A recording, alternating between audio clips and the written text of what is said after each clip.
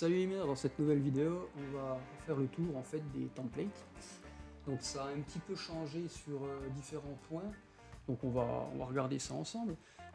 Donc ici on va retrouver directement, comme d'habitude, notre liste de mineurs, enfin de templates pardon, avec notre petite icône qui permet de savoir en un clin d'œil si on va sur un template AMD ou Nvidia, le nom du mineur, et j'ai eu plusieurs fois des demandes pour pouvoir renseigner le nom de la poule.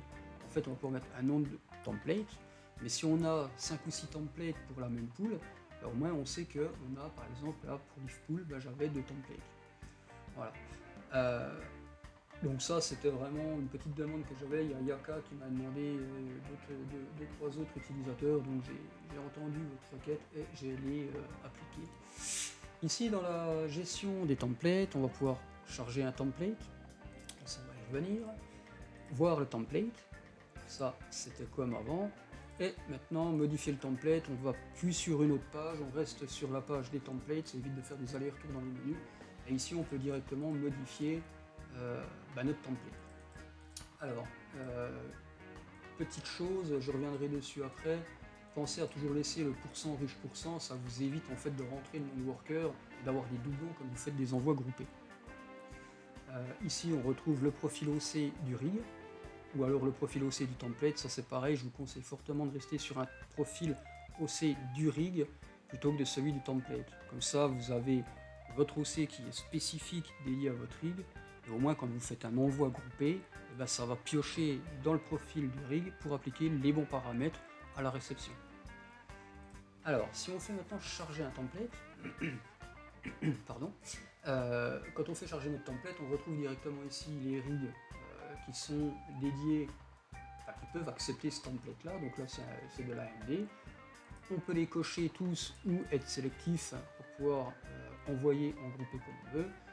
Et après ici on retrouve, comme sur l'ancien RC, la zone pour pouvoir enregistrer notre template sur le rig. Ce qui fait que quand on va sur le RM, le manager, ça évite de retaper manuellement le template qu'on a sur le RC. Ça évite les doublons quoi. Voilà, donc on a fait un petit peu le tour pour la présentation des templates là. Maintenant on va regarder pour la création des templates.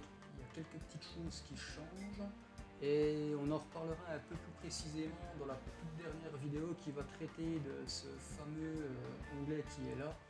Et vous comprendrez pourquoi on en reparlera. Alors ici, quand on crée un template, on a comme d'habitude le nom du template, notre mineur qu'on va pouvoir sélectionner pour notre logiciel de minage, clairement. Et ici, notre nom de pool. Donc moi, je vais faire un essai, on va mettre... on va créer un template, on va mettre le TC CruxTool, coucou à notre partenaire d'ailleurs, si j'écris mal ils vont me tuer, voilà, hop, on va dire qu'on veut du Phoenix Miner, et le nom de la pool, ce sera CruxPool, sélectionné. Donc ici on retrouve les arguments habituels pour la pool, donc là avec Phoenix Miner on a la pool numéro 1 et la pool numéro 2 pour la redondance.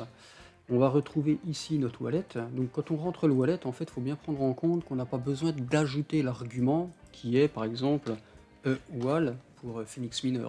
En fait, ça s'ajoutera automatiquement au moment de la validation du template. Donc nous, ce qu'on doit faire, c'est uniquement mettre notre wallet, rien d'autre. En fait, ça, pourquoi? Ça va permettre pour moi par la suite de simplifier le développement pour une amélioration future du RC, c'est-à-dire qu'en gros ici vous aurez juste un menu déroulant avec la pool que vous voulez sélectionner, sur laquelle vous voulez miner, vous n'aurez plus à rentrer tous les paramètres. Donc voilà, ça c'est une évolution future, mais le fait d'avoir déjà préparé ça, ça va me faire gagner du temps, donc voilà, pensez bien à ne jamais mettre l'argument, tout va se remplir tout seul derrière. Le mot de passe, ça ne change pas, en fonction de la pool, vous allez devoir mettre votre mot de passe ou pas. On retrouve ici les arguments habituels comme le worker, le watchdog. Ici c'est très important de laisser le pourcent ruche pourcent. Pourquoi? Parce qu'en fait quand vous allez envoyer votre template, ça va récupérer directement sur le rig le nom du rig pour l'appliquer à votre template. Ce qui fait que dans votre pool, vous verrez directement le nom de votre rig apparaître. Ça évite d'avoir des doublons de noms et des choses comme ça. Ensuite, ici, on retrouve le profil d'overclocking. Donc ça change pas, hein, c'est où on utilise le profil d'overclocking du template, qui est ce qui fait qu'on aura un OC unique pour tous nos rigs. Donc ça, je le déconseille. Vous avez meilleur temps d'utiliser le profil OC du rig, ce qui fait qu'à l'envoi du template, ça va récupérer directement les données que vous avez émises dans le profil OC de votre machine, elles seront appliquées directement dessus, ce qui fait qu'on n'a pas de mauvaise surprise sur l'OC. Donc quand c'est comme ça, quand vous voulez vraiment utiliser le profil OC, vous cochez. Ça change pas, c'était déjà comme ça avant, c'est juste que ça a été remis entre guillemets au goût du jour. Je vais vous montrer maintenant une partie très importante sur la création de templates, notamment sur les mineurs assez récents, du style bminer, ETH mineur, on va prendre Capov mineur aussi. Voilà, sélectionner. En fait ici, on va s'apercevoir qu'on a tout sur une seule ligne, c'est-à-dire on va retrouver le wallet, le worker, la pool et la pool du port. Pardon, non ça ira pas. le port de la pool.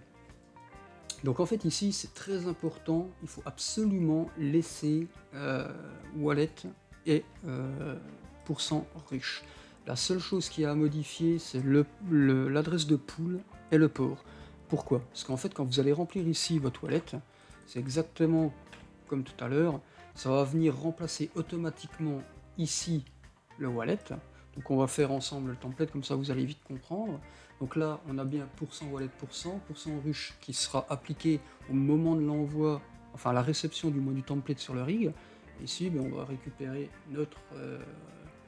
notre URL, alors, je sais plus, je crois que de mémoire c'est comme ça, foxpool.com 2.555 pour ETH, on va mettre en ETC 777, mot de passe il n'y en a pas, l'API on le laisse. Donc voilà, ça pour les mineurs, Capo mineur, MiniZ, ETH mineur, bminer, il y en a d'autres encore, je les ai plus en tête.